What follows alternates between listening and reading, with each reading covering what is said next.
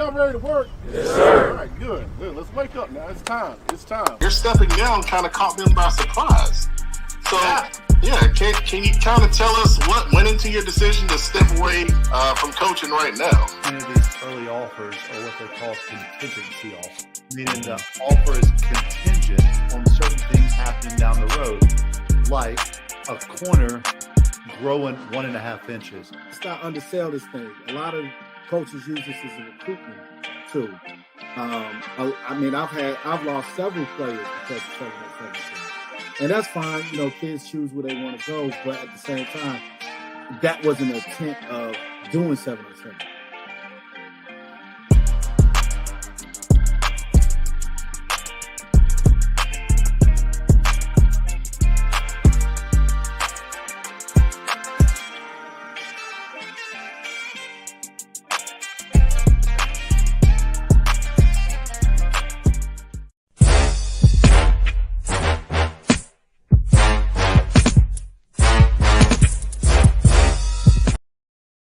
Good evening, everybody. Welcome to Football Focus Weekly. Petman Matt Morrow in the house.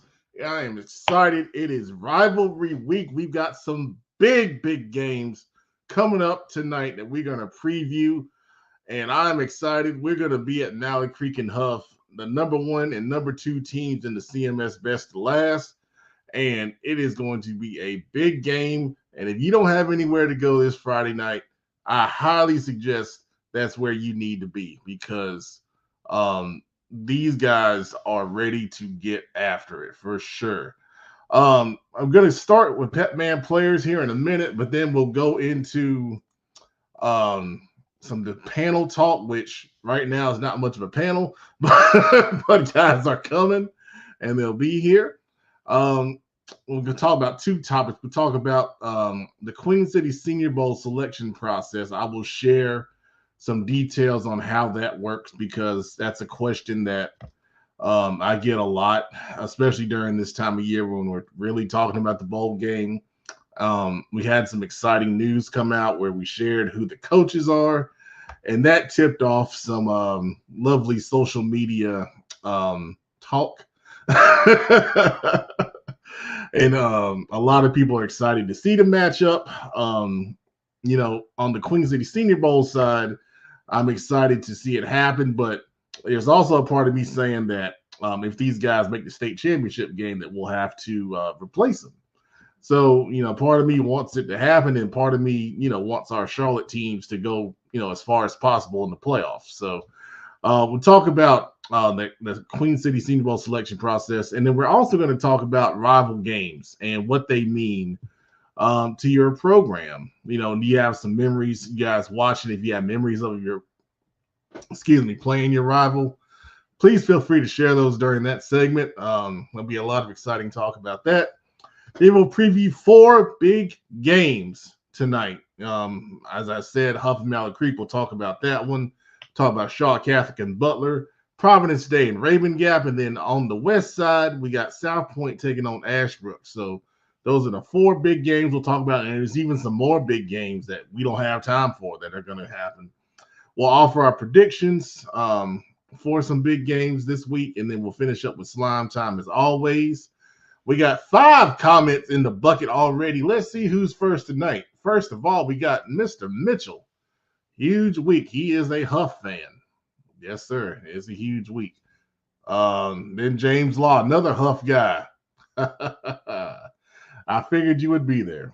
Bundle up. Yeah. Fall weather is here finally. My favorite time of the year, man. I hate the summer. Being a big guy. I always used to say it's big man season now, so it's our time to shine. Creek Boys in the house. Yes, sir. We'll be there on Friday. And then Kim, you're number 5 tonight. Guys are excited, but good to see you anyway. All right. With me so far is a man who has been gone the last 2 weeks because he's been coaching, but he's back tonight. Adam, Big Eye, Shelby Weber, back on the show. What's going on, Pat? What's going on to everybody, man? How are those JV Patriots doing? Oh, we're doing pretty good, man. I think right now we're 4-1 or maybe 5-1. Just crazy stat. Played our first conference JV game last week. So wow. Played our first conference JV game last week against Providence. Got East Met this week. Then we play Mallet Creek next week. Then we finish the year with the big one from the team down the road. So, yeah, we only going to get 3 conference games this year. Good gracious. Man, that many teams live at JV? Well, we were supposed to play Catholic, but it got rescheduled due to it got canceled due to the hurricane. And then Rocky River don't have a JV. Garinger doesn't have a JV. So we only get to play Providence, East Mac, and Butler. Wow. Well, I mean, it sounds like a pretty easy path to be conference champions. Yeah, I think it's like that for everybody. I think the most everybody only get 3. Dang on, man. That's crazy. All right. Well, Big Eye will be back in a few minutes. All right. All right. All right. We're going to jump into Petmans Players as soon as I get my screen set up here. And Petmans Players, as just like this show, is brought to you by Victory Chevrolet. $19 down delivers any pre-owned vehicle in stock. Make sure you visit victorychevycharlotte.com, check out their inventory, and pick you up a nice vehicle from those guys. They do a great job over there. These guys did a great job on the field Friday night. First of all, we're talking about linebacker Kendrick Davis from Palisades. I thought he was the best player on the field. Excuse me, this was Thursday night. CMS played Thursday night last week. He had 2 interceptions, including the pick 6 in their win over Olympic 27-14. The first interception was a beautiful diving interception. And he just, made a great athletic play. Second one was the pick 6 in the fourth quarter. Read the quarterback, jumped the route over the middle, and then took it back all the way. He's committed to East Carolina, and, he deserves, that accolade for sure. Another guy from Palisades was quarterback Addison Rowland. He was my offensive player of the game. He had 2 rushing touchdowns in the win. He's more of a dual threat player than I thought. I knew he could throw it because I knew he had that baseball background, but really impressed me with his speed and his vision in the running game. He's a big reason why Palisades is having a breakout season. Also, running back Fedian Turner, number 4. He had some impressive runs to set up the Palisades offense in the red zone. A couple of nice 20-yard runs, really good speed, really good vision, and it ties in with his agility and his way to kind of wiggle and shake with the ball in his hands. So I was really impressed with him. On the Olympic side of things, tight end D'Angelo Hall, he had a touchdown run out of Wildcat in the third quarter to get the Trojans on the board. He's playing some defense now, played some defensive end, had a nice forced fumble, and then from his tight end spot, he had multiple catches. So he was doing a little bit of everything in that game, showing his versatility, which is always a plus. And then on Friday night, we covered West Cabarrus and A.L. Brown. From West Cabarrus, running back Dalen Fuller, 2 touchdown runs in the win. Producer was there with me. He thinks Dalen Fuller looks a lot like Tariq Cohen. He used to play, at A&T and then went on to play for the Bears in the NFL. Really fast. He's got some power behind him too, even though he's kind of smaller. He ran through a linebacker for that second touchdown from 59 yards out. Kicker Sam Mendiola from West Cabarrus. He had the game-winning field goal literally on the last play of the game from I think it was 30 yards out in that victory. And then running back Makai Heron, he had a big year last season with almost 1,500 yards. This year he's having a good season. He had a nice touchdown run up the middle from about 10 yards out against West Cabarrus. All right, so those were the guys that we saw live from around the area. We got linebacker Brody Hager from East Lincoln. They had 10 tackles, 2 sacks, and a fumble recovery in their victory last week. Good job for Brody in that one. Athlete Cameron Johnson, I've talked about him a couple times on Petmans Players. Running back and a linebacker, 196 total yards on offense, 3 touchdowns, and then he had an interception on defense as well. This is a freshman wide receiver, Andre Ramser Jr. from Mountain Island, 259 total yards in the victory. Those yards were receiving yards and then kickoff return yardage. Anytime you got a freshman doing big things on varsity, always opens your eyes. You always want to, shine a light on that. He's athletic and he's fast, and I think he's got a bright future. Defensive back LJ Porter. He's been on here before from Charlotte Christian. Very good DB / linebacker, safety type. 18 tackles, interception, and a forced fumble against Providence today. You want your best players to play their best in the big games. LJ did all he could, but they couldn't pull that one out last week in a classic rival matchup there. Defensive back Daquan McKeever from Anson County. I've had this guy on my radar for a little while. Very good defensive back. 7 tackles, 2 tackles for loss. Didn't allow any catches from his corner position. Big win for Anson County last week. We've talked about Luke Faulkner before. He does a little bit of everything for Southern Nash, a linebacker and a fullback. 15 tackles, 4 tackles for loss, a sack, and a rushing touchdown. The man doesn't come off the field. He said he played in 88 plays. That is a lot. That's a lot of work, man. So shout out to Luke. Great job. Wide receiver Major League. I keep talking about this young man. Lake Norman Charter is still undefeated. They knocked off North Stanley. That was a good win last week. 6 catches, 156 yards, and 2 touchdowns for Major. Really, really good job, man. All right, finishing up, running back Jeremy Williams. What a game. I got alerted to this on Twitter by Paris Lytle, who does a great job with updates on Friday nights. 15 carries, 361 yards, and 7 touchdowns. My goodness. What a game.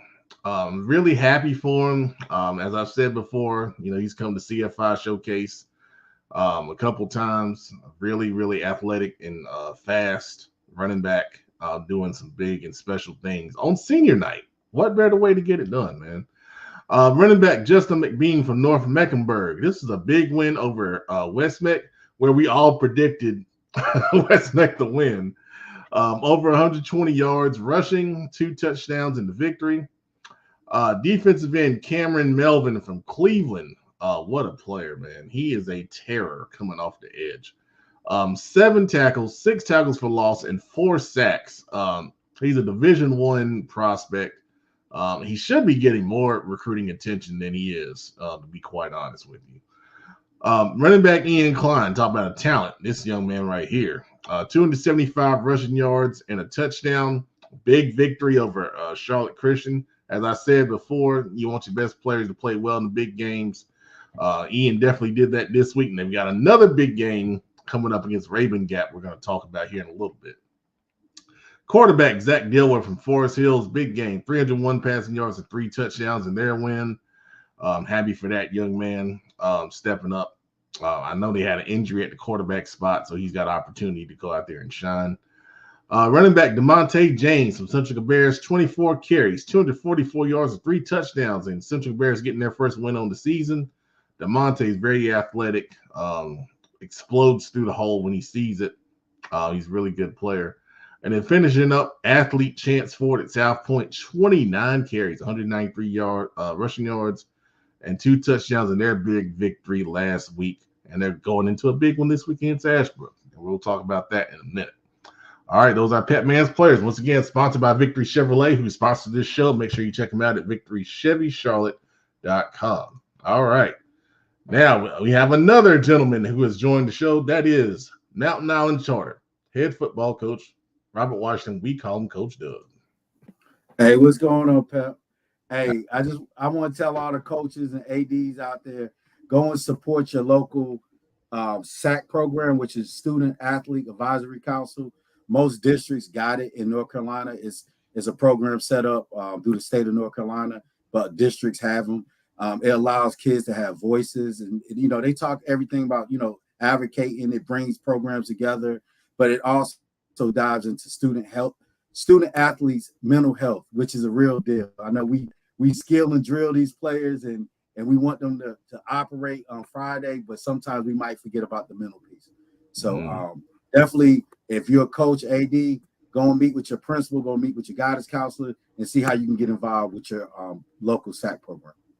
Yeah, that's great, man. That's great. I had a conversation with a parent who specializes in mental health. And hopefully we're going to have something in the coming weeks where we talk to student athletes, specifically football players, because we are a football show, about, mental health in football, because there's a lot of pressure on these young men out here. We're talking about recruiting. We're talking about stats. We're talking about, wanting to be showcased for, scholarships and, pressure from, all kind of different places. And it's a lot. It is a lot. So that's a very good thing. That's a very good thing right there. All right. So we're going to bring Big Eye back on. We got 6 comments. Let's run through those before we get going. Karen Belk, of course, says Indy JV is great. There you go. Shout out to Karen Belk, man. Absolutely. Dalen Fuller, who I just talked about. Okay, so he had 189 yards rushing. Thank you, Dalen. Appreciate that, man. Also, the specifics. There you go. Oh, let's see. Felicia G is a fan of Kendrick at Palisades. There you go. He's a great young man. Talked to him after the game. That interview's on our social media. Feel free to check that out.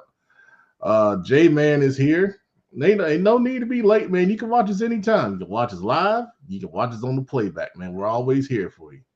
Can't say that for everybody. Y'all know what I'm talking about. And then Charmel Alexander says, go Chance. Yeah. Talented young man right there. Plays both sides of the ball, running back and linebacker. So that's good stuff right there. All right. So as I said, we're going to get into the Dirty Dozen, the CMS Best of Last ranking update now. So we're going to jump over to that. And the Dirty Dozen, which is sponsored by the Queen City Senior Bowl, which I will talk about in detail here in a couple of minutes. But exciting things coming out. We announced the coaches, DJ McFadden at Independence, Sam Griner at West Charlotte. A lot of people were excited about that for a lot of different reasons. But like I said, I think both of those coaches are really deserving of the opportunity. They're both really great coaches, done great things with their programs. And they both have been coordinators in the game. So, when the Queen City Senior Bowl looks for head coaches, they want, some guys with, some experience on, how the process works and everything. So, that being said, not a lot of changes in the dozen. Mooresville moves up a spot where Charlotte drops a spot because Mooresville won, West Charlotte lost last week to Huff, but, it's no shame in that. South Point moves up into the poll. Charlotte Christian drops out of the poll because of their loss to Providence Day. But a lot of teams knocking on the door I wanted to give some love to. Ashbrook, of course, only has the one loss in the big game coming up this week against South Point. Sun Valley 6-1. They've got a big game against Weddington that we don't even have time to talk about. Well, I think I put it in the predictions. But anyway, Sun Valley having a really strong season. Palisades at 6-2. Of course, we just talked about them. Charlotte Latin is undefeated on the season. They knocked off Country Day last week by 3, 20-17. Believe a late field goal won that game as well. So you got to shout out those guys, man. What a turnaround Coach Drew Dayton is and those guys are having. Lake Norman Charter, as I said, is undefeated. And then Butler, I think they've won 4 in a row now. So, they definitely deserve some love too. So, guys, any thoughts on the Dirty Dozen this week? Pretty fluid list. Your list, pretty fluid. I'm glad to be perfect once again. Thank you. It makes my ego feel better. I ain't been on in a while. Last time I've been on, we was number 1. Well, you want to talk about what happened? I don't want to talk about what happened. It's behind us, man. Yeah, it is. It is. Hey, top 5 ain't bad though, cuz. Hey man, we happy to be in the number one more time. There you go. You're gonna make me start going to church on that one. Y'all that go to church know what we're talking about on that. So some comments here. Kim Watts, she's echoing what you said, Coach Dub. Kim, if you can post a link to that so people can see it on the chat, that'd be great. So people can check that out. And Pat, that like what she's saying, the pack, different. They might call them different things, but each county has different things, and I know some counties don't have the pack, and that might be something worth talking about. But student athletes advisory council it's just the package is pretty much the parent version of it. Got you. Yeah, they do some good things. I've been to one of those meetings before. So Jonathan Mitchell wants to share some info about Jason Enciso. He's a good player too. And yes, Swiss Army knife. He can do it all. Yes, I totally agree. Ronnie Price with Jalen Jones puts up crazy stats every game. Yeah. I mean, I wish I had time to go and search, for all the stats, because sometimes, they get posted, sometimes they don't, because like Dalen, we just posted earlier, he doesn't, they don't get them sometimes until a few days later, and by that time, it might be too late. So, but yeah, Jalen Jones is a heck of a player. And then Mr. Melvin, absolutely, yeah, he's a heck of a player, man. I know you're proud of him. All right, so we'll jump over to the CMS Best of Last. Some things are going to shake up because number 1 and number 2 are playing this week. We're going to talk about in a few minutes. And then we have Indy at 3, West Charlotte 4, Butler 5, Palisades 6, Olympic 7, Myers Park 8. They move up over RGKL. They beat them in double overtime last week, 27-24. Chambers moves up to 10. They had a nice win over Hopewell. Providence as 11, North Mech 12. They move up with their win over West Mech. Hopewell drops the 15, and then Valentine Ridge moves up. They had a close loss to Berry, 13-6. I thought that merited them moving up a spot, and then that drops Garinger down. So a little bit more movement on the right side than the left, but thoughts on the best of last, and this will get put out later tonight. I didn't put it out on the gram just yet. I think one of the hottest teams on this list, and shout out to Coach Simmons, is Palisades. Mm-hmm. Yeah. They're hot right now, and what momentum, and he's getting hot at the right time going into the end of the season. And he can make a strong playoff run. So I think it could be an argument with Palisades moving up just a little bit. But again, we got more games to be played. But also on the right side, I'm gonna tell you, I was able to check out a Valentine Ridge score. And sometimes people will look at records and think that, okay, well, the team's not good because of their record. Mm-hmm. I watched them play and that was really a very, very good game. Just coaching and players. It was a real good game. But also, I recognize it's some athletes over there. It's some players over there. While they're young, I think they're going to be good. I mean, they're at the bottom, on the right side at the bottom. And that's, in the rankings, that's never good. But I think this is going to be a team. It's something similar to like what we talked about with Palisades, where first year, a couple, lumps and growing. But you got men, and both of those coaches, Coach Simmons and Coach Redding, that's program builders. It's like a pot roast, right? You throw that pot roast, you don't want to cook it too fast. We got to get around the food, Pep. You know it, right? But what do you do, Pep? You put your carrots and you put all your good stuff in it, but you got to let that thing slow cook. And so we can get caught up just, looking at Max Preps and say, oh, well, that team's not good. It's a new team. It's the reason why. They got to build a senior class and so much stuff. But from what I've seen, I was impressed. And I think that they're going to have something to say in the next couple of years like Palisades is showing. Yeah, well said. I asked Coach Simmons about, the progress in their program after the game. And, he said a lot of people told him to keep being patient, but he felt an urgency to start, really getting better in year 3. So he really pushed, the players, in all aspects, starting in, the off season with the weight room, and then trying to, make it a sense of urgency that they had to, start making some real progress on the field. And, it's obviously working out for them. So, I think, to your point, I think in year 1, definitely it's a slow build for sure. But I think once you get later on, in that building process and in the way, these guys are built, once they get to be juniors and seniors, it's going to be, a little bit more pressed upon them to say, okay, we need to start seeing the fruits of our labor, So I thought that he gave a really good answer to that question, for sure. All right, the producer is here. He's been patiently waiting. Yep, sure have. All And good here. He's got a shirt on there with a little, North Carolina A&T. Happy homecoming week.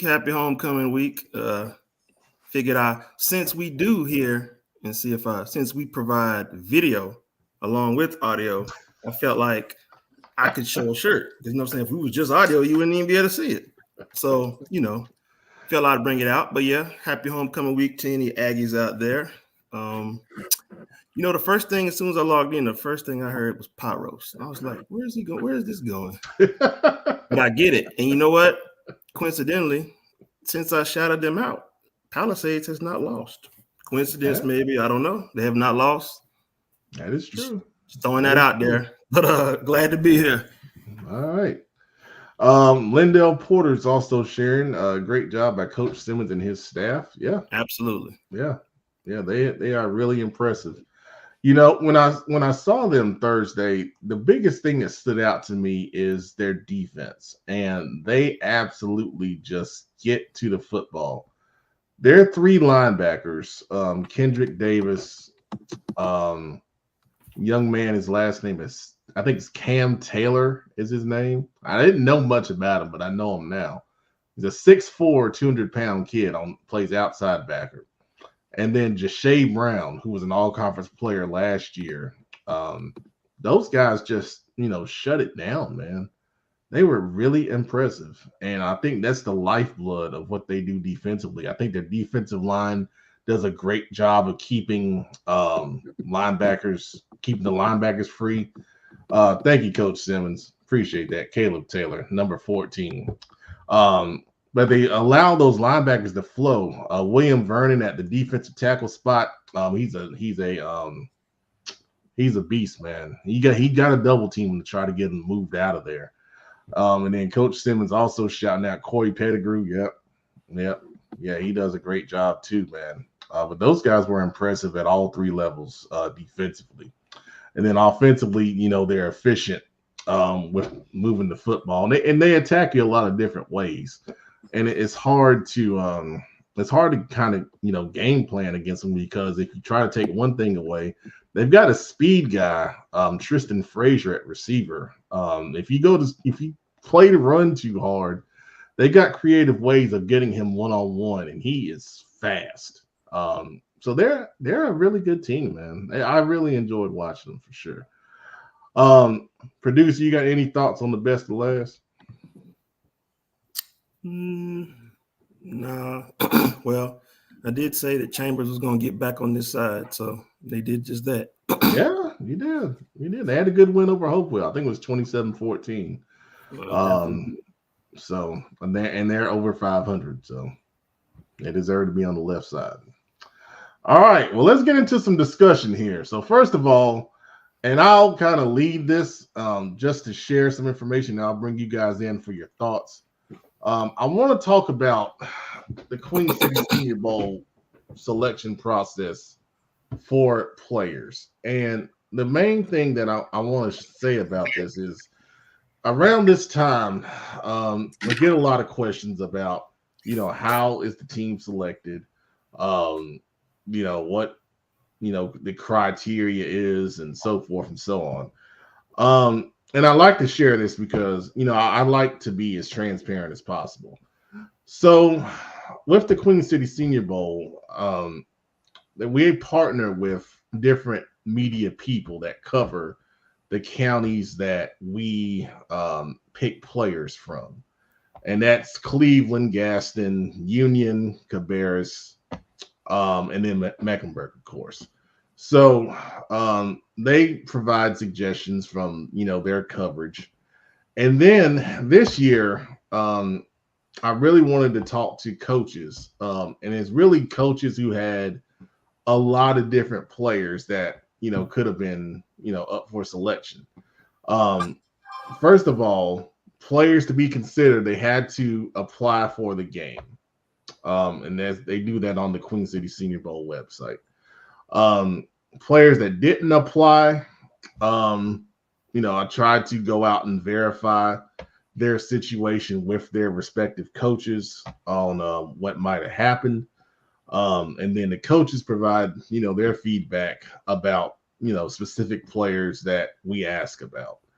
And then from there, we take the media feedback, we take the coaches' feedback, and then it's a process of trying to align the players with their respective areas that they are assigned to. So it's a west and east split. So if you take Mecklenburg County, split it down the middle, anything west of the middle of Mecklenburg County goes on the west team. Anything, to the right or east of Mecklenburg County goes to the east team, roughly. There are some one-off situations in there. But pretty much if you're on that geographical side, you play for the west, and then respectively on the other side, you play for the east. And then it really gets down to, who is available in each position that applied, or we have a coach recommendation. And then you're just trying to put the puzzle together. And the main tenet for the Queen City Senior Bowl is to have representation from as many schools as possible. So to Coach Dub's point, he said it last week, where there's charter school representation where you don't get that, in most other all-star games. Everyone is on an equal footing. It really comes down to, representing as many schools as possible and getting the most talented kids that are available. And that's a key word, because there are a lot of players who are committed to play college football that are going off to school in January. And, we would love to have them in the game, but if they're going to school, they don't want to risk injury, you respect that. So there may be some guys that get selected that are playing college football and they elect not to play. So if that happens, obviously it opens up a spot. And then we have a list of alternates by position, split east and west. And then we start going down the alternates list and saying, okay, we need a defensive lineman. Let's see who's on the alternates list. Okay, is he still interested in playing? Check with the coach. Check with the young man. If he's interested in playing, and then he'll fill the spot. So it's really, that's pretty much how it works in a nutshell. And I could get deeper into it, but the last thing I'll say is it's not just me, because, I say this every year, but no one believes me. The roster's put together, and then the Queen City Senior Bowl board members review the roster, and then they suggest any changes to the roster.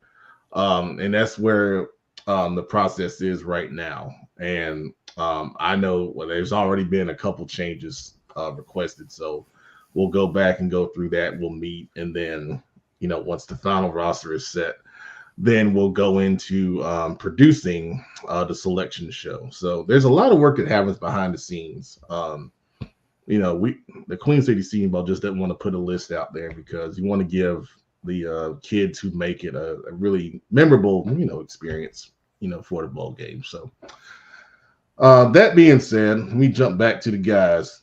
Guys, any thoughts on anything I shared with the process there?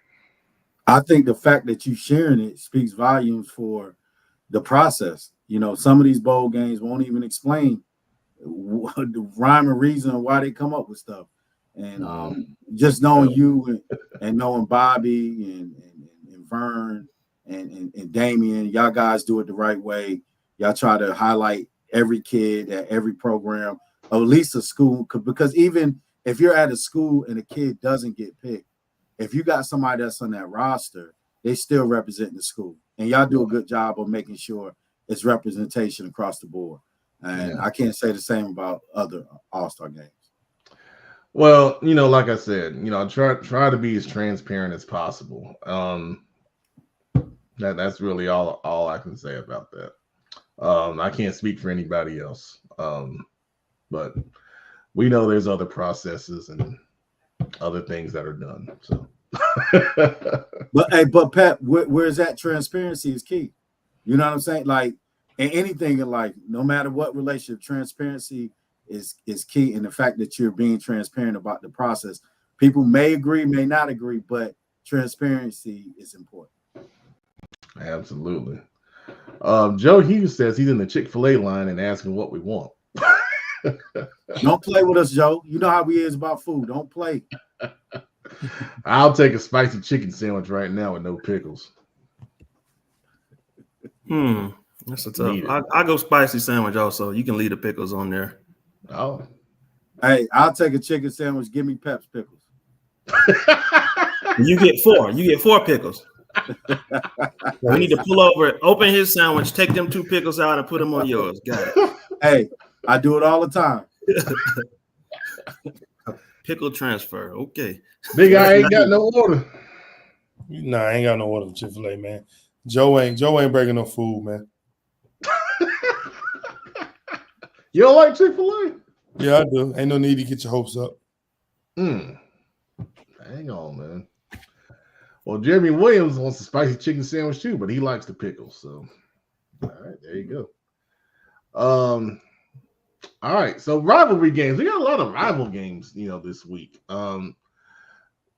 First of all, what does a rival game mean to your program? I mean, we got Indy here against Butler. I played at Harding. We got West Charlotte. They're playing this week. Dub, who's y'all's rival? Our rivalry, it would be Lincoln Charter. Lincoln Charter, okay. It'll be Lincoln Charter, even though they got a football JV program, but from a school overall is Lincoln Charter, or CSD, Community School Davidson, or Pine Lake Prep. Those are considered rivalries. But we got other teams, new teams like Corrigan's new to the conference, and they're up and coming. But it's gonna take years and years before we develop a real rivalry with them. But for the most part, it's definitely Lincoln Charter. All right, so pretty simple right here. So, what do they mean to your program? Because I know when we played West Charlotte back in the day, it was always going to be a huge crowd, even though we weren't that great. They come for the band, come for the experience. They used to fry fish back in the day. They don't do it no more, but it was always a different atmosphere. You feel a little more juice, in a rival game, man. But what does it mean to you guys? I think the biggest thing with this topic, I think sometimes what a rivalry means to some schools is a misconception, because I think like you have schools like Indy versus Butler that's been playing for years, right? Mm-hmm. That's a real rivalry. You got Sherry versus Crest. Those are real rivalries. You have like but then the ones I know off top, right? So what I consider a rivalry where each year you never know who's going to win the game. Like if both teams are 10-0 or both teams are 0-10, it's still going to have the same turnout. Like that to me is what considered a good old-fashioned rivalry. I think for programs, I think I didn't get to experience it as much as what part of the year it is. I think the best games for rivalries should be at the end of the year. Mm-hmm. It's really truly a rivalry because of, last game of the year, if we the 2 best teams conference-wise and this is a rivalry as far as high school goes, that could be the last game of the year, draw big crowds regardless. As far as the program, I think it does a lot, right? It's bragging rights for one. It helps add to your legacy, whatever legacy you're leaving as a coach or as a senior class. It does a lot, man. Like some sports like football, you win in football, it'll set the tone for soccer or it'll set the tone for basketball, whatever other sports, right? Mm-hmm. As far as school rivalries go. But it does a lot. I think it does a lot to the momentum of kids. Like some kids play better in rivalry games for whatever reason that may be. I think it sets a precedent for your program as well because you hear a lot of coaches say, we can lose 9 games in a row, but as long as we beat that team from wherever they're from, like that's a good season. So it does a lot for the kids and for the program. Yeah, I totally agree. Because if we would have beat Tom Knotts and West Charlotte at Hardin and gone 1-10, that would have been a great season. Yeah, it wasn't gonna happen, but it's been a great season. Yeah, I just think a lot of times now the misconception of what a quote unquote rivalry is, like I think I mean, it's the new age, but I guess I don't know. I mean, I look at rivalries a little different. Yeah, it's got to have years and legacy to it. Because people, that's why I was saying earlier, like, there's certain schools that, you know, any school you play in your conference, you want to beat because it has playoff implications. So for me, it's like you got to have years and years and years. It's got to build over time. And also, it has to build within the school. It can't just be a football rivalry. So that's why I answered Lincoln Charter, because it has to be something that, you know, all coaches, all players, they know you circle that school on the calendar. You really want to perform well against them and do it classy, because a lot of people, a rivalry is not when, you know, you're getting in fights at games or situations like that. That's just poor sportsmanship. So don't get poor sportsmanship confused with rivalries. Rivalries is built over time, and it's got to be like you said, you can't have one team that's never won against that team. Because a couple years ago, I remember someone saying that, hey, Bessemer City your rival. And I was like, no, Bessemer City is not our rival because we've never beat them. And then we end up beating them. And I said, still not a rival because it's going to take more time and we'll have to win more ball games before we can consider that a rival. Yeah, and one of the things I always say, I be like, it's not a rivalry if they can't win. So, like, from where I'm from, people can try to consider Chevy Keys Mountain a rivalry. It's not if we got 80 wins and they got 20. I mean, that's not really a rivalry. So what's the cutoff? What's the cutoff of consecutive wins before it's over? Like how many? Like if this team wins this many times in a row, the rivalry is done. How many times? I think that like you got to think about when the schools were made as well, right? So you got to look at it like with like Mallard Creek has been open for how many years? Like 10 to 15 years. We're like 15, something like that, like 08, somewhere in there. And for those 15 years, have they always played like Huff or have they always played West Charlotte? For the most part. For the most part. So those are considered rivalries, okay. But I think theirs would be if you ask longtime Mallard Creek people, I think Chambers. Yeah. So like if I look at it like how many consecutive wins, I mean, I think really if we're winning every other year, it's a rivalry.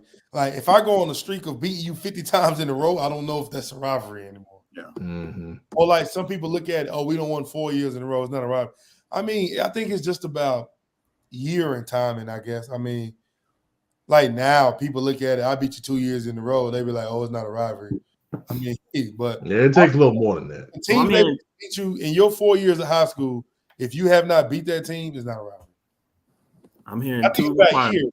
It's about years in class, right? Because if you look at some teams where, like, if I say I was on, like, for Independence, right? If you're on a team that won 100 straight games, like, if you want to say, you always say Butler's a rival because of the long-standing tradition, which is behind it, right? But they went on the years where they didn't beat them. True. So it's still a rivalry because of the long-term lasting impact that it has had on the community and stuff like that. So that's why, I mean, consecutive wins, I mean,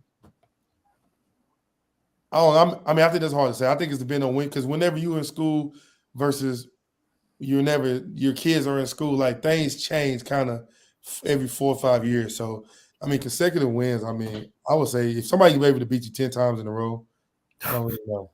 And because let me say this, I would say that even for Independence, I'm using you guys as an example, and I know I have messaged DJ, and he considers Butler a rivalry for you guys, but that's more of a new age rivalry, right? Because Butler came around in 2000. Actually, Independent kids was at in the first year. Butler kids was at Independence the year before, so it was natural rivalry. And that's more of a new age, and it sounds crazy. This tells us our age. We're considering 24 years or something like that a new rivalry. But the rivalry that I've always looked at, I'm talking about traditionally in Charlotte, was West Charlotte versus Independence. That was a big Memorial Stadium game back in the day. I remember going to that game like before I was in high school, or before I played football, I should say. I remember going to the Indy Dub C game at Memorial Stadium. I mean, because also too, you got to look at it. The reason why they made it a rivalry, considered it a rivalry, because the schools are like 5 minutes apart, 5-6 minutes apart. You know what I'm saying? You got Matthews, Mint Hill, Like there's literally 5 minutes apart. And like, yeah, I mean, I don't really know how it started, but I know I've been a part of it twice. So I mean, I feel I understand. I think, and I also would say it's not just football, like Right. baseball. And that's what I was getting ready to say. Baseball, basketball, softball, like our volleyball team's playing them tonight in the conference championship, right? Wow. So, I mean, it's like that's like a real true like rivalry, like because like when we play each other and whatever, pretend on what the sport is, I would say. But even still, like the kids look at it as Indy Butler, like, come on, like we gotta come with it. Yeah, and that's the same thing with Harding and Berry. No matter what they're playing. I mean, the basketball games, I remember being a part of the booster club at Harding. Like we had to like triple our stock and we would still sell out. I mean, it's like we're selling 300 Chick-fil-A sandwiches, like 400 drinks. Dang on, we're tripling all the snacks. I mean, it's crazy because they're there from the JV girls game all the way through 4 games. It's just packed. It doesn't matter what they're playing, to your point, big guy. I mean, dang on, I've seen baseball, tennis, track, soccer. I mean, it's crazy. Yep. But those schools, I mean, and to your point, they're literally on the same street, like two minutes from each other. Yep. You can walk there if you want to. I think coming from small town like Shelby, right? I think like that Shelby and Crest rivalry is so unique and it's so big because like in Charlotte, you don't get that one middle school versus another, right? And typically where we're from, you have Shelby Middle versus Crest Middle, right? Burns Middle versus Kings Mountain Middle, which feeds into Kings Mountain versus Shelby or Crest versus Shelby. So let's keep it Crest versus Shelby. So you got Crest versus Shelby on the high school level. You got Crest versus Shelby on the middle school level. Mm-hmm. And then now you have it in our parks and recreational level where our Little League teams play the Little League teams from that area. Wow.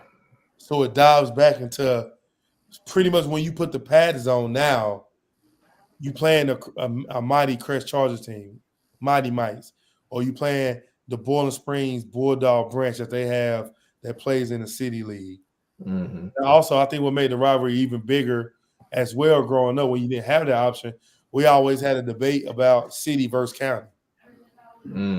We always had a debate about is our city park teams better or as good as the county teams, or is the county teams as good or better than the city teams?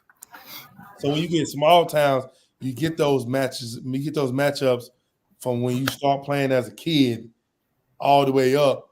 And then what starts it as a little leaguer, as a Mighty Mite, as a Pee Wee kid, you playing at Shelby High or you playing at Crest High.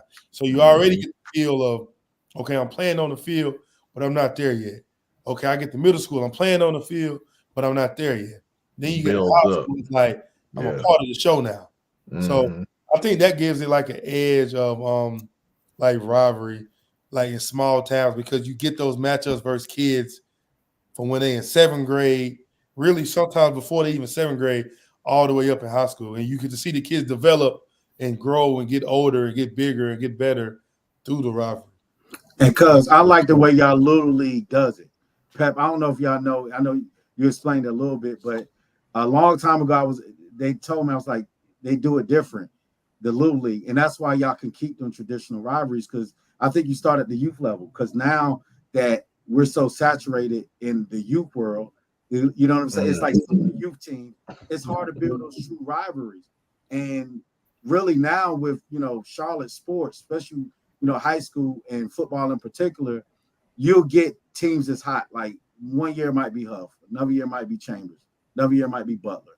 And then those would be the hot rivalries, because now, Huff and Chambers cooked up for the last couple of years. Then it might be Mallard Creek versus someone else. But really is based off of who the youth football teams are feeding the middle school, and the middle school feeding them, because a lot of these guys are being added onto, these youth coaches are being added onto staffs to get that talent to come up. So I don't know. That's a whole nother topic right there. a whole nother topic. But to bring it back full circle, Pep, I think eventually it's gonna kill the rivals. You know what I'm saying? Mm-hmm. The true rivalries. So hopefully we continue that tradition. Well, let's go to the comments. So Charmel Alexander says, Gaston County rivalry, yeah, Ashbrook Huskers, yeah. South Ashbrook Point Huskers is a good one. Mm-hmm. Used to be South Point, East Gaston. Wow. I didn't know that. It was, yeah. Really? Wow. Okay. Yasmin says a rivalry isn't defined by one sport, no time limit on how long a rivalry lasts. So talked about that.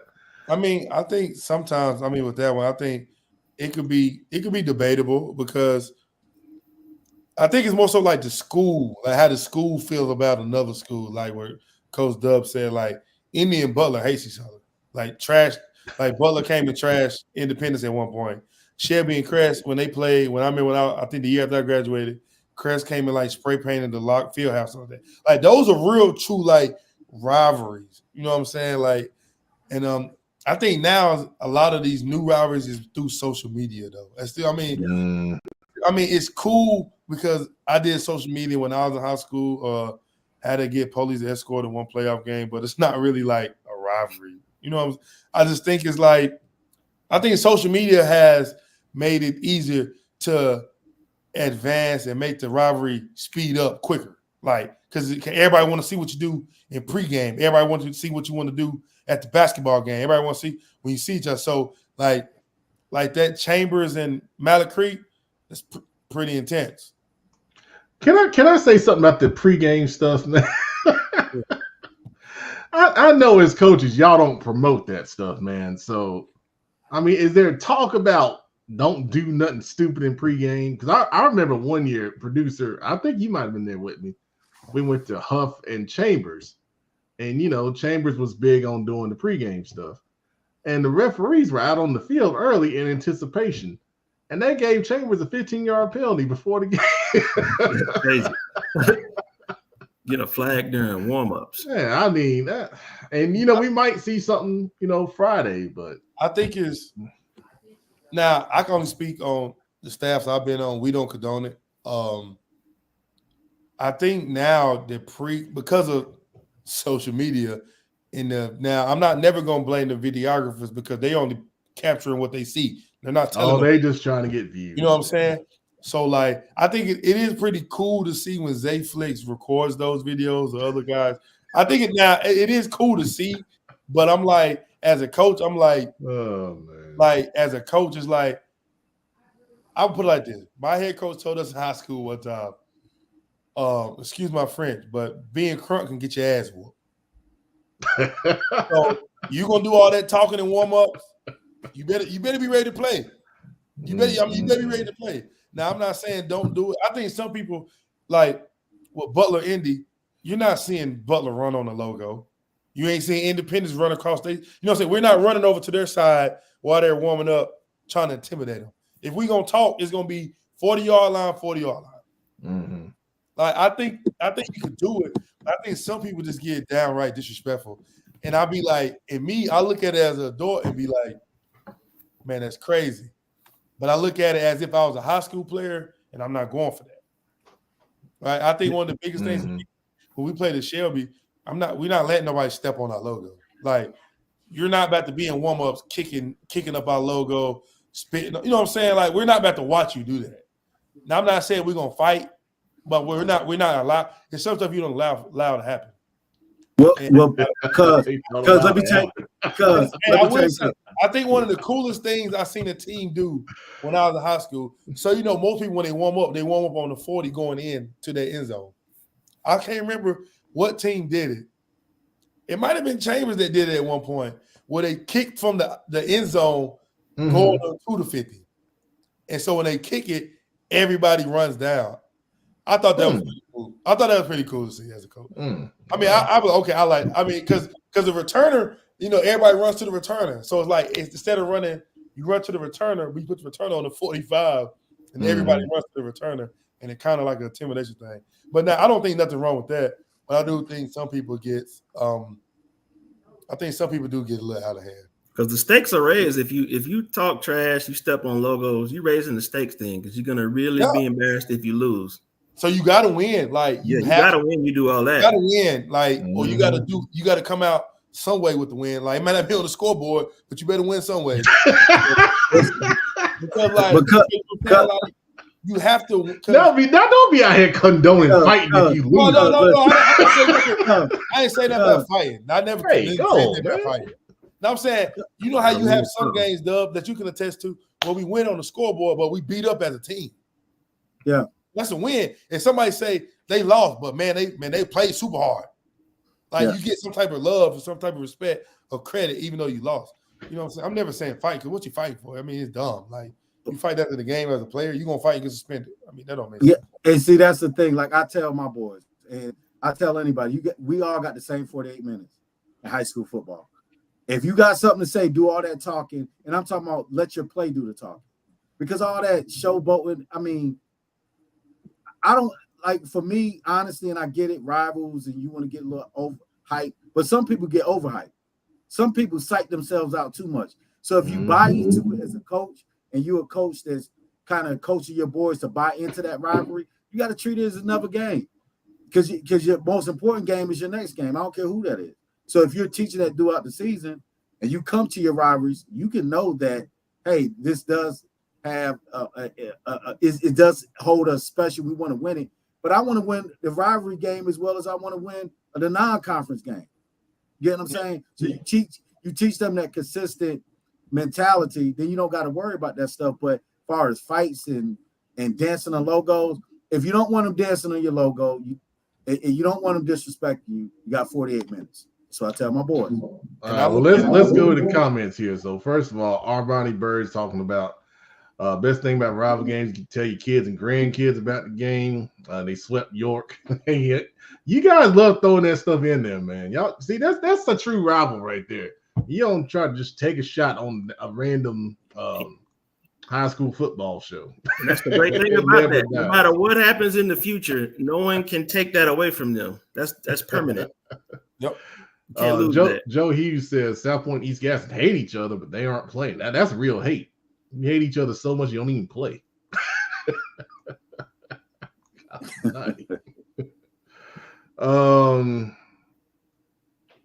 Joe Hughes talking about rocking buses. Now, if somebody would have rocked our bus, that's old school. That's old school, Joe. But no, Joe's from South Carolina too, fellas. Know that. He from the sticks, so I don't know nothing about no rocking no bus. No, that never happened to us. That sounds like something from the 80s. That just sounds like something that happened in the 80s. They don't rock buses. That sounds like an 80s thing. So Yasmin said Dudley used to rock buses. Oh, okay. Hey, also, if you've never been to Dudley, it's a tough area. You get your bus rocked. Well, you get something else rocked. You go in there, you're talking, Joe, you better win, because if you got to be cautious about winning in some places, man. Hey, this my guy. I like Dudley though. This my guy. I got a couple guys down there in Dudley, man. Oh man. Hey, but real talk, cause you win sometimes. Hey, sometimes you got to have evacuation plans, because it's certain games. Hey, we had one last year. Hey, Rob, say we win, shake hands. Don't tell your parents. Meet us at the school. Look, man, we beat a team last year, and that team they shook out. All right, coach. All right, now, Dub. All right, no, I'm not saying any names, so I'm not calling out. It got a point to it. You got to have a evacuation plan, especially in some of these more heated games. Shake hands, go straight to the bus. Ain't no talking, ain't no post game. We'll do that when we get back to the school. All right.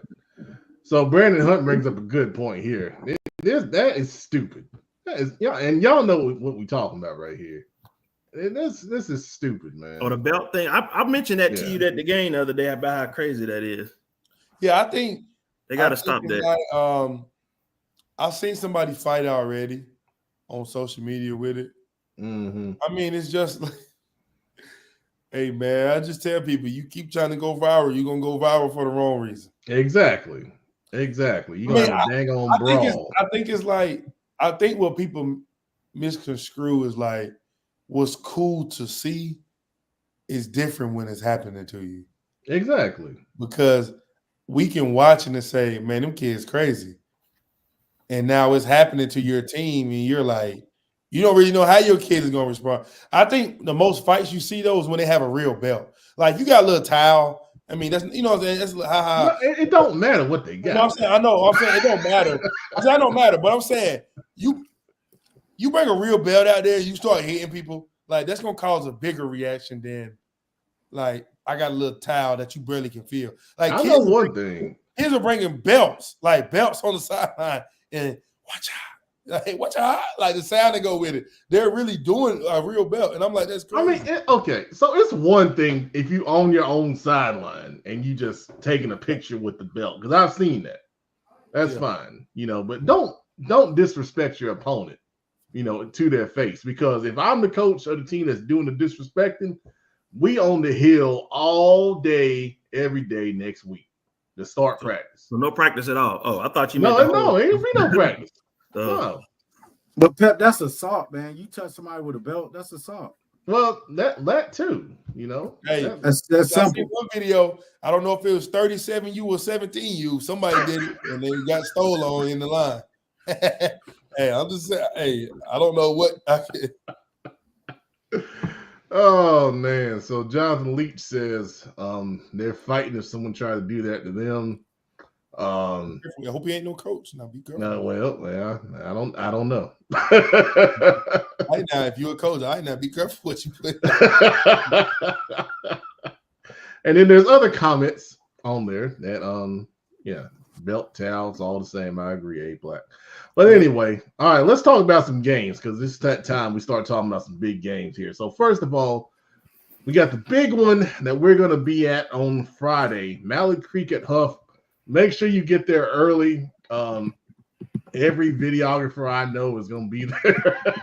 So you'll have plenty of pregame action along with pictures and videos and all the other stuff that you expect from all your videographers in the Charlotte area. But, looking at this game, I think the best thing for Mallard Creek here is the way they play offense is that gives them their best chance against Huff, because I think you have to keep their offense off the field. And the best way to do that is to control the ball.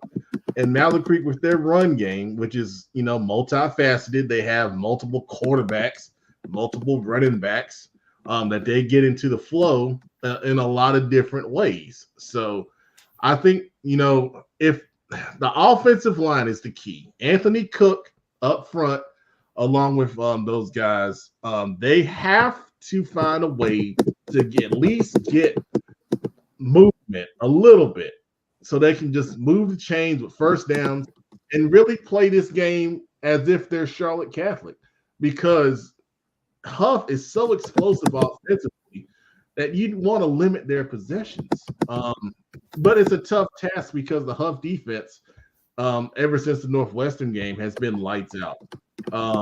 They have several guys on the D line that do a great job. The linebacking core with Bell and Cameron Steer coming off the edge are doing a great job. You got Hilliard in the D line, Eddie Conover at the linebacker spot. That front seven, has done a great job. So I think it's a great matchup if you like warfare in the trenches, because Mallard Creek's going to be physical at the line of scrimmage. They're going to test you and see how well you stop the run early on, and they're going to keep coming at you and keep coming at you. So that's the thing I want to see early, is how well can Mallard Creek, reestablish the line of scrimmage against the Huff defense. And you flip it on the other side, Huff offensively has been, much more balanced, maybe even throwing more than running at times this season. Trey Blakeney is having an awesome season at the quarterback spot. We talked about Sean Brady, talked about Tyron Evans on the outside. Jason Enciso was mentioned earlier as the kind of athlete that moves around in the Huff offense, but they got Funderburk at the running back spot as well.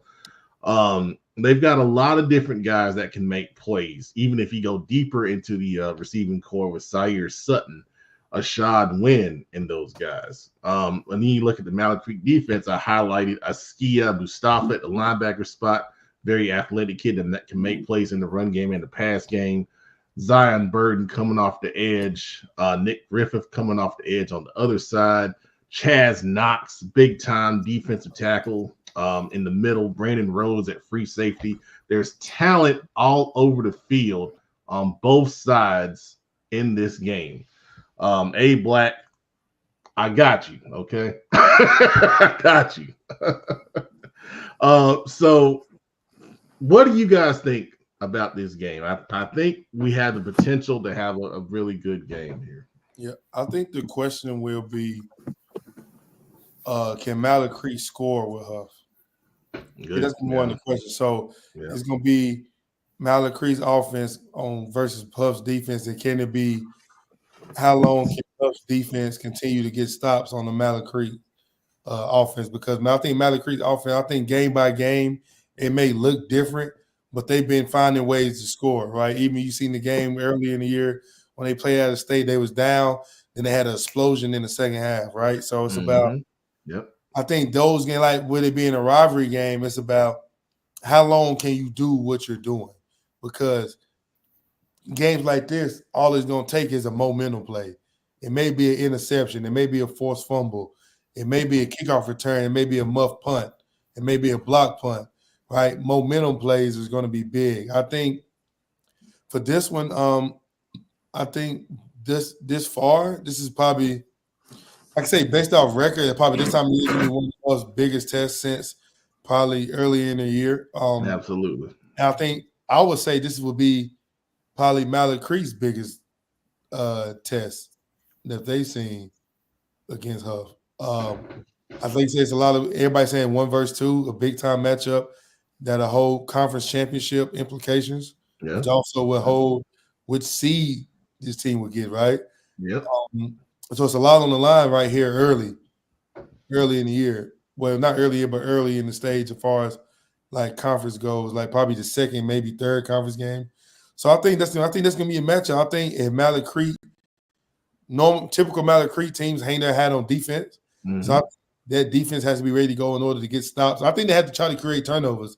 I think in games like this, you got to find ways to get your hands on the football. And I think if they can create some turnovers, it'll change the game for them. Yeah, that's an excellent point for sure. Because the last time Mallory beat Huff 2 years ago, it was on 2 defensive touchdowns to beat them 13-9. And Huff only kicked 3 field goals with the great Nolan Hauser. So, different Huff team back then, different Mallory team back then. But to your point, if it's a lower scoring game, you have to like Mallory's chances just based on, how they've played, in their big games so far. It's been defensive centric. It's been keeping the score, in the 20s at the highest and finding enough, offensive plays to make a score. I think another thing is I would love to see Mallory create a couple of explosive offensive plays.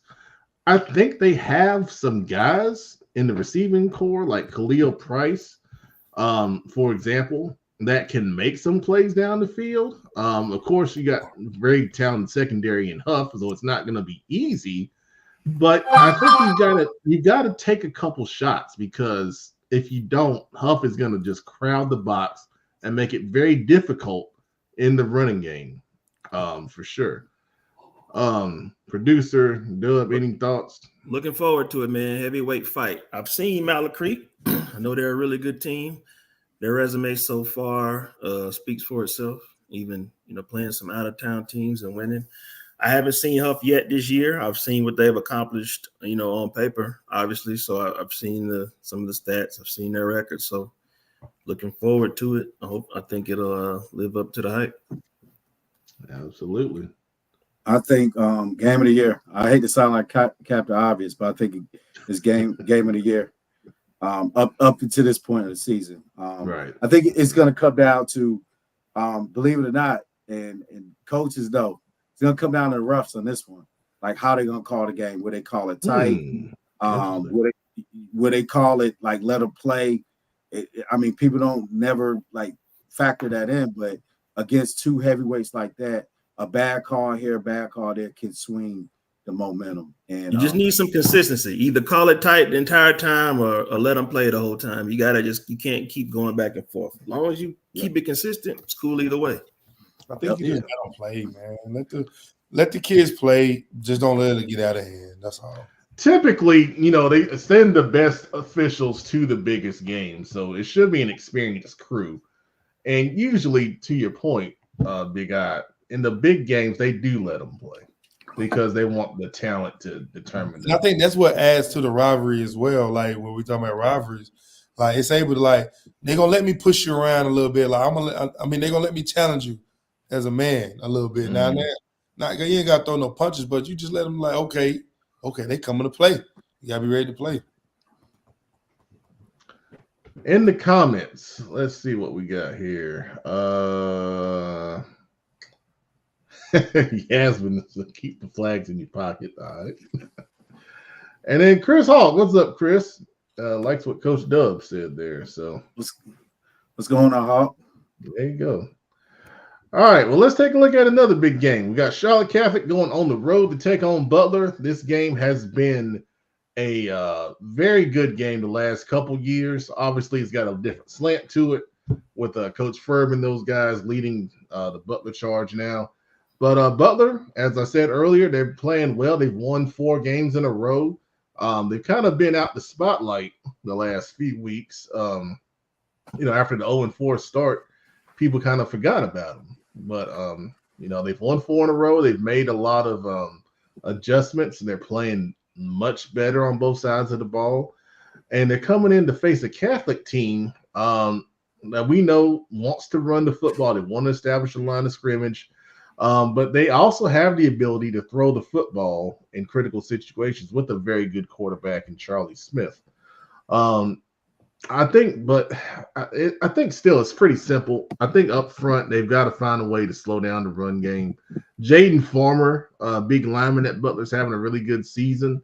If he's able to command double teams, it'll help those linebackers, get off the blocks and stay clean and be able to scrape and make tackles without a Catholic likes to run the football, with Jake Anderson being the lead dog for them.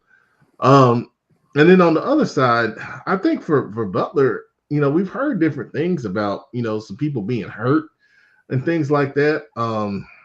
Hopefully they're healthy, because when you go into a game like this that, it's going to be for first place in the conference, you want them to be at full strength. So, number one, hopefully they got all their guys ready to go.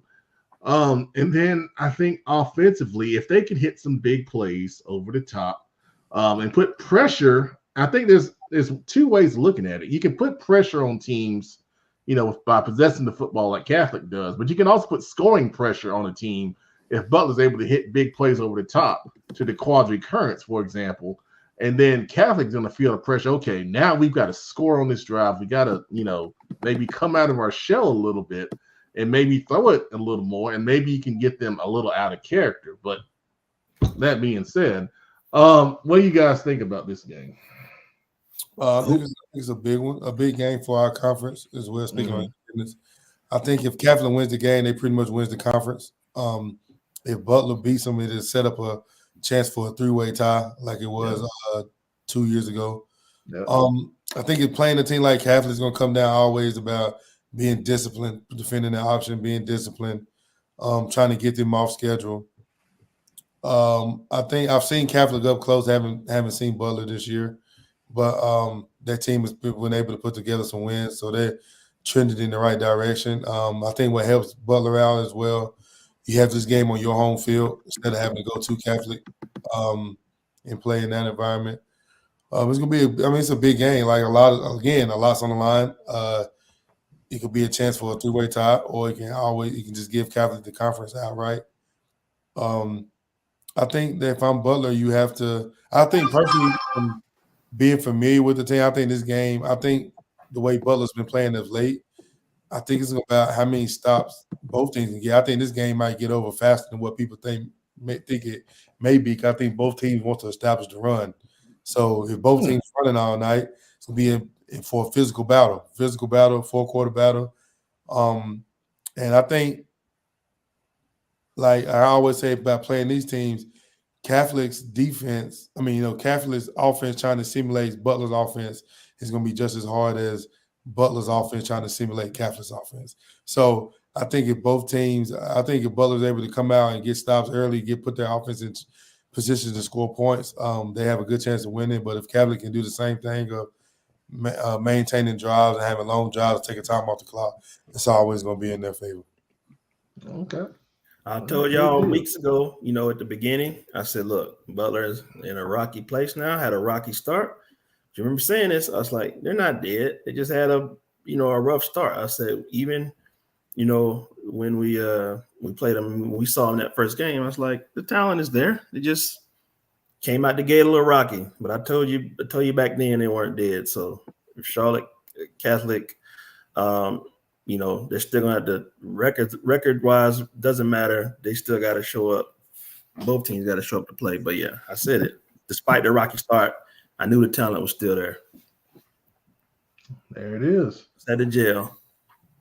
Chris Hawk saying they have several that's out. Now, you pulling a Lou Holtz over there? Yeah, that's what that sounds like. That's bait. That's bait right there. Now Hawk gonna keep it on. Hawk the Cleveland County boy. He gonna shoot straight. Oh man. See now I don't know now. I don't know. Listen, I've coached with Hawk for 5 years. Trust me, he's not gonna say that if that ain't true. Yeah. Oh man. Shout out to the mayor. You say that fifth string linebacker got hurt in practice. I got you. He's out. Right. All right, Providence Day. This is a big game for these guys. Going down to take on Raven Gap. Coach Greer sent me an email and said this game might be on ESPN, but it might not because of the storms that came through that area with Hurricane Helene. So, double check your listings to see. I'm assuming if it is on ESPN, we'll get some type of notification. But either way, there's a ton of talent on the field in this game. And these two guys are conference rivals. Raven Gap, has probably given Providence Day the most trouble the last couple of years. And what they do from, all reports that I've received is they really run the ball right at Providence Day. And they've got some big guys on that line down there. And they really kind of, control the clock and keep Providence Day's offense off the field. Ian Klein, we saw, had a big game last week with 275 yards on the ground. So if Providence Day is able to kind of combat that with a mix of run and pass, I think a balanced offense is probably the best approach, given all the talent that Raven Gap has. I think either way, it's going to be a great football game down in Georgia. Trayvon Gathan wants to add that a key player for Providence Day is Jalen Himes. He had 2 touchdowns last week against Christian. I watched those highlights, Trayvon. Jalen is a 5'9" receiver who operates out of the slot very well. I think he runs excellent routes. He's got good hands. And having him in there is definitely a game changer for Zed Lott and that Providence Day passing game. It just gives them another weapon to attack teams with. So that's a good call right there, Trayvon. And Trayvon, we can get you on the show, man. You know a lot. Consistently every week, man. You bring a lot of good information. But I wish Providence Day, and we all wish Providence Day safe travels down to Raven Gap in Georgia. And I hope they go down there and represent North Carolina well. If they win that game, it'll help them in the playoff seeding. They'll probably get the number 1 seed out of the NCIS conference they're in because they've already beaten Charlotte Christian, and they'll be favored in any other games that they have the rest of their regular season. So it'll save them a trip. If there's a return trip in the playoffs, if they play them again, they can at least play them at home instead of having to go all the way down there. So, yep, I think it'll be one of them years where they probably get to see each other twice. Like they had before. I think last week Providence playing Christian kind of let the conference know it's still a little different. Like where we at, still a little different, no matter who we may have had in the past or maybe who we have lost in the past. it still shows us that we're different. I think that's still a crazy trip to know that they got to go 3 hours for a conference game, which is still crazy in my eyes. But I think, like they say, I think Raven Gap wants to kind of take back over the conference or feel like they can take over the conference. So I think those coaching staff and those kids are going to be ready to go and be ready to take on Providence Day like normal. Absolutely. I still want to, like I've been saying this for years, I still want to hear the story about how they ended up in a North Carolina conference. Like Georgia doesn't allow them to play in their conference, in the conferences in Georgia. None of them. They just said, look, you okay. Because it's a border school. Yeah, thank you. Oh, okay. So they had no choice. They wanted to play football. They had to look elsewhere. Okay. There we go. Yeah. I never really got a clear answer there. Gary Ashley believes that these two teams will see each other again. I mean, it's a safe bet. It's a safe bet. Pep, I want to say, like, and I understand the fact that they played the championship, but this year Providence Day team, I don't see anyone that they will play or left on their schedule that's going to beat them. Providence Day is too well coached with Coach Greer. Shout out to Coach Greer. Too well coached, and they just got great athletes and well coached. So I think this year is the year that Providence Day wins another championship. Now, will Raven Gap give them some resistance with the run game? Absolutely. I mean, that's a program. But I just think that Providence Day got too much this year. Maybe next year. There it is. All right, Gaston County, it's your time to shine. South Point at Ashbrook, big game. South Point undefeated. Ashbrook only one loss on the season. We know what South Point's bringing to the table with the red bone option.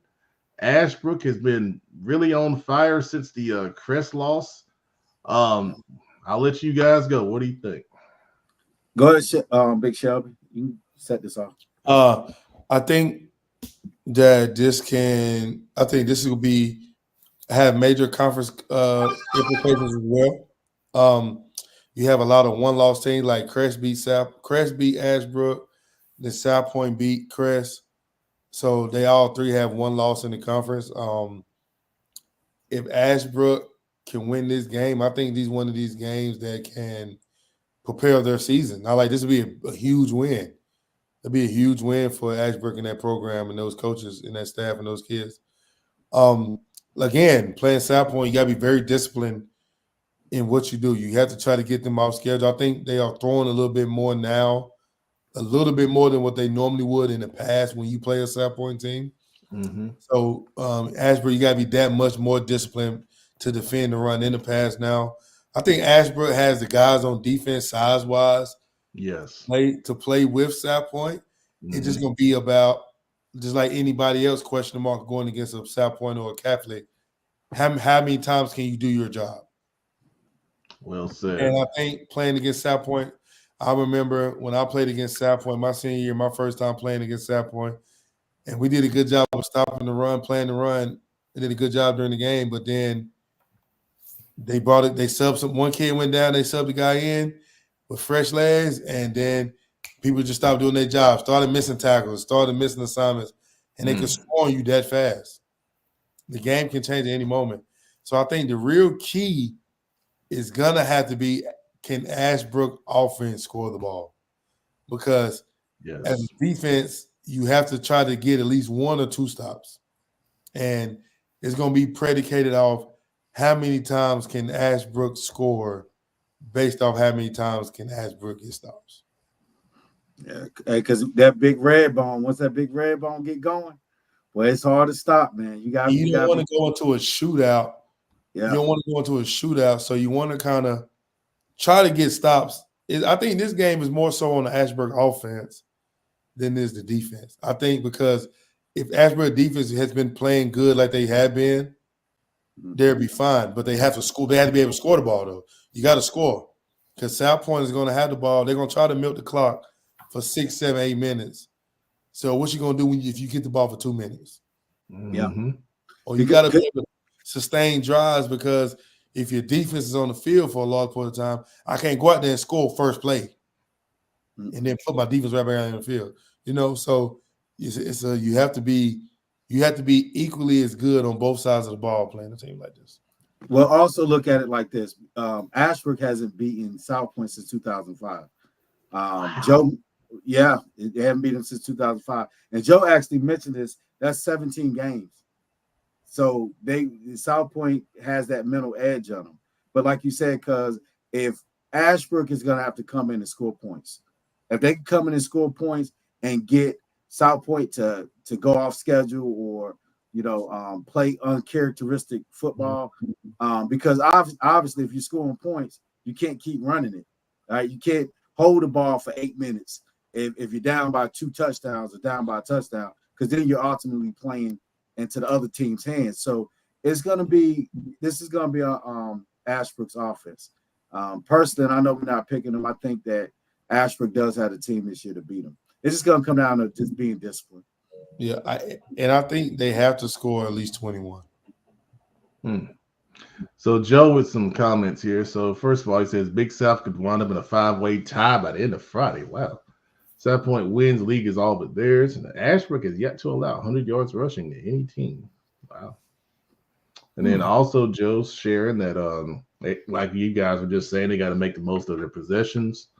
Yeah, I think Ashbrook with the they got a couple different running backs, and then the quarterback can run as well. So it looks a little more traditional because Ashbrook, will run from kind of more of an I formation. They mix in some spread looks.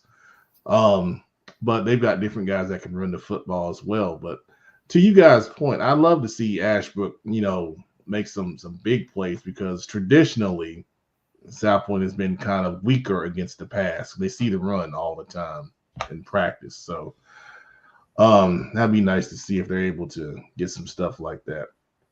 Trayvon Gaither also sharing, yeah, we didn't have time for this one, but yeah, there's a lot of big games, and this is one of them. That's a rescheduled game, and he's absolutely right. That's going to be a big one for our conference. There it is.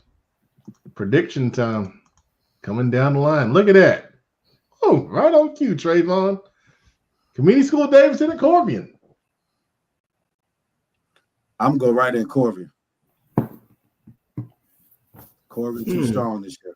They too this could potentially be their year. Definitely Corbian. You going Corbian? All right, Webb, you up next.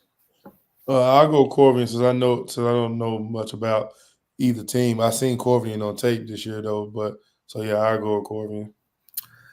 I'm gonna do Corbian also, and it's like mostly just familiarity for sure. I don't know about too much about CSD I'm hearing, but know a little bit more about Corbian. So I'll go in a little detail since I know a little bit about the conference. Corbian quarterback Andre AJ Jackson, he runs that offense to perfection. You won't find too many kids that run that offense or do what the offense needs them to do than AJ. What they run? There's a lot of power, quarterback power stuff. I mean, he can also throw it too. You know what I'm saying? So he's good at what he do, and he's been in that system for the last 4 years. So CSD has a new quarterback that came from another program. So he hasn't been in the program as long as AJ's been in this program, but I think it's going to come down to the leadership of AJ Jackson. And then they got a couple edge rushes that's as good as they get in our conference or league period or in the state period. Thank you, guys. I don't know what happened. I told you that. I thought you left a solo so we can get put on a video. I told you to quit using dial-up, man. I told you wouldn't listen. I hit the desk and then everything went black. I was like, oh my god. Nah, you got that AOL dial-up, man. I did put that disc in. Maybe I need to take that out. A.L. Brown in South Iredale. Go ahead and lead it, producer. Go ahead. All right. I'm gonna go South Iredale. Go ahead. You lead the segment. Go ahead. Oh, okay. I'm gonna go in South Iredale. Dub, you up? Let's go. I'm gonna go A.L. Brown. Okay. Pep. South Iredale, and I just want to say this: prayers go out to the young man from South Iredale that was involved in a vehicle accident. I heard that he's starting to get better, which is awesome to hear. He wears number 2. I meant to look his name up, but I think it's Caden Everhart. He's a defensive back. So prayers go out to him and everyone involved in that, horrible situation. I'm glad to hear that he's starting to get better. That's good to hear. I did hear about that. I saw that on Facebook. So yeah, always glad to hear good news like that. So glad he's improving. So hope to hear more about his situation and that he's improving, as we go through the weeks here. Lord Shelby, who you got? I'm gonna go AL Brown. AL Brown. So I think that's a split. I think we got 2 each. Okay. Providence Day at Raven Gap. I'll lead off on this one. I'm gonna go Providence Day. I'm gonna stick with the home team, even though I know Raven Gap is never a slouch. Webb, who you got? I'm gonna go Raven Gap. Okay, Dub. PD. Okay, Pep. Give me the Gap. Oh, so I think we split again. Okay, this is some good picks. Got some little drama here. It ain't a bunch of Queen sweeps. Pep, who you got? Weddington at Sun Valley. I gotta go with Weddington. Sun Valley is 6-1, but Weddington undefeated on the season. It should be a good crowd though. All right. Okay. Dub. Oh, Weddington. Easy. I'll go next. Yeah, Weddington. It's based on what they got there. It's hard to go against. Go against Weddington. Big Eye, what you got? I'm gonna go with Weddington. Queen. Okay, we got ourselves a sweep, and we got ourselves a South Carolina game. Indian Land at Clover. Pep, lead this one off. This is for Armani Bird. I hope you're watching, Armani. Going with Clover. Blue Eagles. All right, Dub, what you got? I'm gonna go Indian Land. Okay, I'll go next. It's tough. I'll go Clover. And Big Eye, finish it out. I think I'm gonna go Indian Land on this one. Okay, another split. We need a huge pick on that one too. He usually chimes in on those South Carolina games, so I should have waited. He was too busy worried about the fire alarm. No. Somebody had some beeping going on. So. I did hear that. Not, it ain't me. That was my house. I got wings down there burning because y'all keep me up here too long. You want to get that? No, my wife. They're burnt now. At this point, you might as well just wait. At this point, if they already burnt, you might as well just let them be on fire, huh? Hey, just put extra sauce on them. Get them things wet. Just call them Cajun. But, Cajun. There you go. That's all. Cajun style. Hey, producer, that's a high char level. Yeah. Inside cooking joke, man. Inside cooking joke. Oh man. All right. Did we have another comment? I think I had another comment. There are no CFI standings, Joe. I think I was running away with it, Joe, so he stopped. Who? I think I was running away with it, so he stopped. You say that all the time. Even when we had standings and you were I don't know what it was. It wasn't that though. It's just is exhibition picks, I guess we call it. Endowment picks. That's for the fans. See, we need somebody to keep track of these, man. So Joe says Clover. So there you go. Good. Then I feel a lot more comfortable. I feel a lot more comfortable. Like if this was Vegas, when Hughes dropped his pick, the odds would swing. Yeah. Okay. But he's supposed to be my insider, Joe. That's dirty, man. He's supposed to lead me in South Carolina picks, man. Sorry. Slime time. Who wants it? I'll go first because y'all know. Hey, I'll let y'all choose when you want to go this week. Oh, all right. So this morning I went to get some breakfast, man. Highly disappointed. Went to Bojangles. Went there. I was like, you know what? I'm just gonna get a biscuit. got a little water on the side. So I said, I went and ordered a steak biscuit, $4.06. Yes, $4. So when I go to the window, I said, ma'am, I didn't want no sides. I didn't want no fries. I didn't want nothing to drink. I just wanted the steak biscuit. She said, no, that's $4.06. I'm like, this is not a Cajun filet biscuit. It's a steak biscuit. And I mean, sometimes they run specials where they'll sell the steak biscuits for $1 or $2. It's getting out of hand, man. I mean, come on, I get it. The biscuit was banging. That's my disclaimer. It was all it was supposed to be. But for $4.06, man, you discouraged me from getting a steak biscuit. So let's do better. Get them prices down. I mean, $189, I think $2.06, $2.09. That's a good price for some meat and a biscuit. You know, a lot of restaurants are running specials on their app.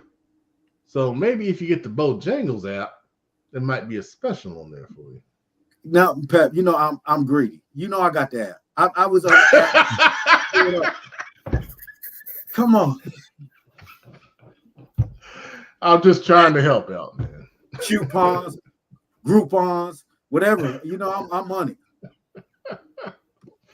All right. Well, I want to go next because I saw a story that I thought was hilarious. So I've mentioned this before on the show, the term shrinkflation, where companies are giving you less food for your money, kind of alluding to what Coach Dub was talking about. And Frito-Lay has been making their chip bags smaller for certain brands.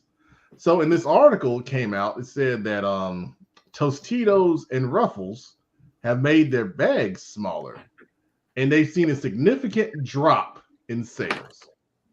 So now they are making the bags back to the original size and increasing the chips that they put in each bag to try and recover the sales that were lost. So I'm glad that people realized that they were getting less for their money and they stopped buying those specific brands and send a message to say, hey, there's too much shrinkflation going on, man. It's crazy. It is crazy. And Joe, you're right. That's just one example. And, you know, I'll tell you, people say that the air is there so if the chips move around, they don't crush each other. But wouldn't you rather have more chips? If you had more chips in there, if they crush each other, then it is what it is. At least I'm getting more for my money than just empty air. You know, I think a lot of people would agree with that. But that's just me. I'm willing to take that crushing chance to get more chips. That's a calculated risk. I'm willing to take that chance. I'll go ahead and go. I'm gonna go ahead and this might be a little bit of the pot calling the kettle black, but I'm gonna slime the Cleveland Browns because their Deshaun Watson trade is looking more and more foolish. You know, fully guaranteed. And basically, there's talks. I don't know if it happened yet, but there were talks of basically benching him. So he just handed out this huge, fully guaranteed contract, and you're not really getting any return on your investment. So, you know, I even lumped the Panthers in this. That I think this is just proven. There are some exceptions, you know, like maybe Tom Brady. You know, he was a free agent and went and won a Super Bowl. But for the most part, I think this is starting to show that just giving away the farm to land a big free agent quarterback just ain't the move. And there's some, I get it. There's some exceptions out there where it has paid off. But for the most part, you're better off waiting a year or two and drafting a good rookie, you know, like the Commanders or something, than just gutting your team to try and land this big quarterback. So that's just our latest reminder that, you know, that doesn't pay off. So got to slime the Browns. Well-deserved slime. For sure. I don't want to get kicked off the show, so let me not say what I want to say. Big Eye, who would you like? I mean, get him, cuz. This is not. I think it has to be done. I'm not going to slime the Carolina Panthers as a team. Get him, cuz. But I want to slime the head coach of the Carolina Panthers. He made a statement while I was gone about I wanted to take Sam Darnold out. Ain't it Sam Darnold the start quarterback right now? No, it's Andy Dalton. What? Who? You ain't got your slime together, man. Andy It's a red rifle. Hey, at this point, I don't know who's over there.